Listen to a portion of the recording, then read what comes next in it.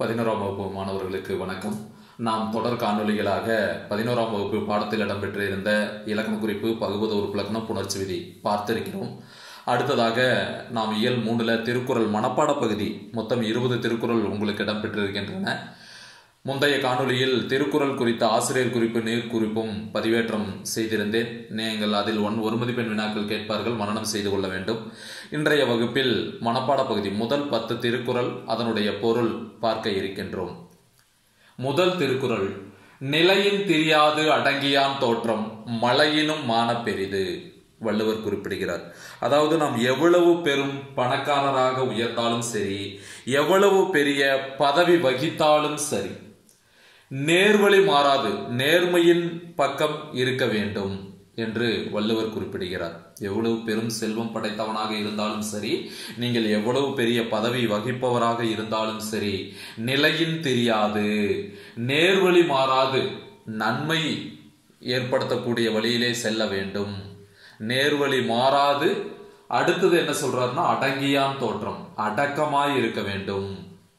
நேர்வழி மாறாது அடக்கமாய் இருப்பவனினுடைய உயர்வு தோற்றம் மலையினும் மான பெரிது என்று குறிப்பிடுகிறார். மலையை விட மிக பெரியது, மலையின் மாண்பை காட்டிலும் பெரியது என்று வள்ளுவர் குறிப்பிடுகிறார். அதான் முதல் குறளுக்குரிய பொருள். நிலையின் தெரியாது அடங்கியான் தோற்றம் மலையினும் மான பெரிது. அடுத்து இரண்டாவது திருக்குறள், யாகாவராயினும் நாகாக்க காவாக்கால் சோகாப்பர் சொல்லிழுக்கப்பட்டு. யாராக இருந்தாலும் நாவை காக்க வேண்டும். அப்படி காக்க தவறினால் நமக்கு என்ன நடக்கும் அப்படின்னா, சொல் குற்றத்தில் சிக்கி துன்பப்படுவர் என்று வள்ளுவ பெருந்தகை குறிப்பிடுகிறார். சரியா? யாராக இருந்தாலும், யாகாவராயினும் நாகாக்க, யாராக இருந்தாலும் நம்முடைய நாக்கை காக்க வேண்டும். அப்படி நம்ம நாக்கை காக்கவில்லை என்றால் நாம் பேசுகிற பேச்சு, அந்த சொல் நம்ம எங்க கொண்டு போய் சிக்கிடும் அப்படின்னா துன்பத்தில் விட்டுவிடும் என்று வள்ளுவ பெருந்தகை குறிப்பிடுகிறார்.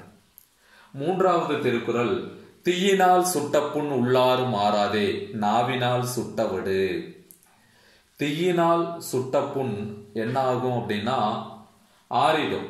ஆனா உடலில் அந்த வடு இருந்தாலும் அந்த புண் ஆறிடும். ஆனால் நாவினால் சுட்ட புண், உடலின் புறத்தே வடு உண்டாகாவிட்டாலும் உள்ளே ஆறாது. தீயில சுட்டது வடு இருக்கும், ஆனா புண்ணாறிடும். நாம சொல்லுகின்ற அந்த கொடும் சொல்லானது என்ன ஆயிடும்? வடு எதுவும் இருக்காது, ஆனால் அது உள்ளத்தில் இருந்து ஆறாது என்று வள்ளுவர் குறிப்பிடுகிறார். அடுத்தது பாத்தீங்க அப்படின்னா, தாளாற்றி தந்த பொருள் எல்லாம் தக்கார்க்கு வேளாண்மை செய்தல் பொருட்டு.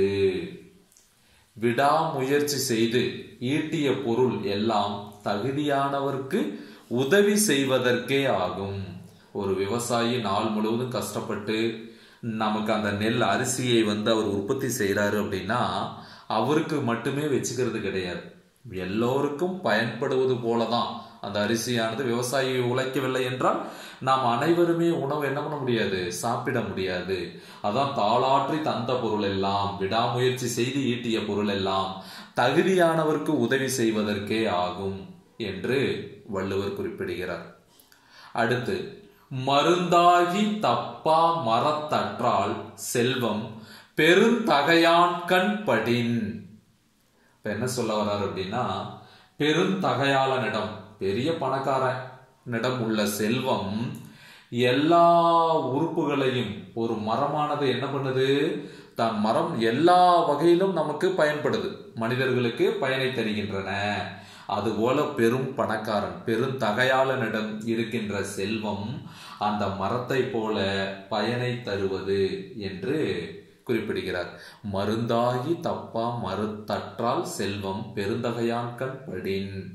சரிங்களா? ஒரு மரம் எப்படி பெருந்தகையான உள்ள தன் எல்லா உறுப்புகளையும் மருந்தாக தரும் மரத்தை போன்றது என்று வள்ளுவர் குறிப்பிடுகிறார். அடுத்த ஆறாவது திருக்குறள், தோன்றின் புகழோடு தோன்றுக அஃதலார் தோன்றலின் தோன்றாமை நன்று. நம்முடைய பிறப்பு எப்படிப்பட்டதாக இருக்க வேண்டும் அப்படின்னா புகழோடு இருக்கணும். அப்படி இல்லைன்னா வாழ்றதே வீண் அப்படின்னு சொல்றாரு. தோன்றினால் புகழ் தரும் பண்புகளுடன் தோன்றுக, இல்லையெனில் தோன்றாமல் இருப்பதே நல்லது என்று வள்ளுவர் குறிப்பிடுகிறார். அடுத்து 7வது திருக்குறள். வசை ஒளிய வாழ்வாரே வாழ்வார், இசை ஒளிய வாழ்வாரே வாழாதவர். வசைனா பழின்னு அர்த்தம். பழி இல்லாமல் வாழ்பவரே வாழ்வதற்கு உரியவர். பழி இல்லாமல் வாழ்பவரே வாழ்பவர், புகழ் இல்லாமல் வாழ்பவர் வாழாதவர். இசை ஒளி அப்படின்னு இசைனா புகழ். புகழ் இல்லாமல் வாழ்பவர் வாழாதவர் என்று வள்ளுவ பெருந்தகை குறிப்பிடுகிறார். சரியா? வசை ஒளிய பழி இல்லாமல் வாழ்பவரே வாழ்பவர், இசை ஒளி இசைனா புகழ், புகழ் இல்லாமல் வாழ்பவர் வாழாதவர் என்று குறிப்பிடுகிறார். அடுத்த குறள் கவனிங்க. 8வது குறள். நெருநல் உளன் ஒருவன் இன்றில்லை என்னும் பெருமை உடைத்து இவ்வுலகு. நேற்று இருந்தவன், நெருநல் உளன் ஒருவன், நேற்று இருந்தவன் இன்று இல்லை, இன்னைக்கு இல்லை, என்னும் பெருமை உடைத்து இவ்வுலகு. நிலையாமை பெருமை உடையது இவ்வுலகம். சரிங்களா? இந்த உலகம் நிலையானது இல்லை. நிலையாமை பெருமை உடையது இவ்வுலகம். நேற்று இருந்தவர்கள் இன்று இல்லை என்று வள்ளுவர் குறிப்பிடுகிறார். 9. யாதனின் யாதனின் நீங்கியான் நோதல் அதனின் அதனின் இளன். ஒருவன் எந்தெந்த பொருள்களிடமிருந்து பற்று நீங்கியவனாக இருக்கணும். யாதனின் யாதனின் நீங்கியான். நமக்கு ஆசைகள் நிறைய இருக்கு. ஒவ்வொரு பொருளையும் பார்க்கின்ற பொழுது நமக்கு ஆசை நிறைய இருக்கு. நிறைய பணம் இருக்கணும், நிறைய செல்வங்கள் இருக்கணும், கார் இருக்கணும், பங்களா இருக்கணும், ஆசை நிறைய இருக்கு. அதான் சொல்றாரு, யாதனின் யாதனின் நீங்கியான். ஒருவன் எந்தெந்த பொருள்களிடமிருந்து பற்று நீங்கியவனாக இருக்கின்றானோ, நோதல் அதனின் அதனின் இளன் அப்படின்னா அந்த பொருள்களால் அவன் துன்பம் அடைவது இல்லை. அந்த பொருள்களால் அவனுக்கு துன்பம் இல்லை. அடுத்தது, பற்றுக பற்றற்றான் பற்றினை அப்பற்றை பற்றுக பற்று விடற்கு. பற்று அதாவது ஆசையை புத்தர் சொல்றாரு இல்லையா, ஆசையே துன்பத்திற்கு காரணம் அப்படின்னு சொல்றாரு இல்லையா. வள்ளுவரும் சொல்றாரு, பற்றுகளை அகற்றுவதற்காகவே பற்று இல்லாதவனை பற்றி நிற்க வேண்டும் அப்படிங்கிறாரு. நம்ம நிறைய ஆசைப்படுறோம் இல்லையா, ஆசைப்படக்கூடாது. அந்த ஆசையை அகற்றணும்னா என்ன பண்ணணும்? ஆசை இல்லாதவனை, பற்று இல்லாதவனை பற்றி நிற்க வேண்டும் அப்படின்னு சொல்றாரு. பற்றுக பற்றற்றான் இல்லையா. ஆசைப்படுறத, பற்றுகளை அகற்ற, நம்ம கிட்ட இருக்கிற ஆசைகளை அகற்றணும்னா நாம என்ன செய்யணும் அப்படின்னா, பற்றினை அப்பற்றை பற்றுக பற்று விடற்கு அப்படின்னா பற்று இல்லாதவனை பற்றி நிற்க வேண்டும், அவர்களை பின்பற்றி நாம் செல்ல வேண்டும். இதுதான் 10 திருக்குறளுக்கான பொருளுங்க. உங்களுக்கு மனப்பாட பகுதி 10 திருக்குறள் இருக்கு. எனக்கு நீங்க என்ன பண்ணணும்னா, முதல்ல திருக்குறளை மனப்பாடம் பண்ணி எனக்கு எழுதி அனுப்பணும் 10 திருக்குறளையும். அப்புறம் இதன் பொருள் சொல்லியிருக்கேன் இல்லையா, இதிலிருந்து உங்களுக்கு 2 மதிப்பெண் வினா கேட்கலாம், 4 மதிப்பெண் வினா கேட்கலாம், 6 மதிப்பெண் வினா கேட்கலாம்.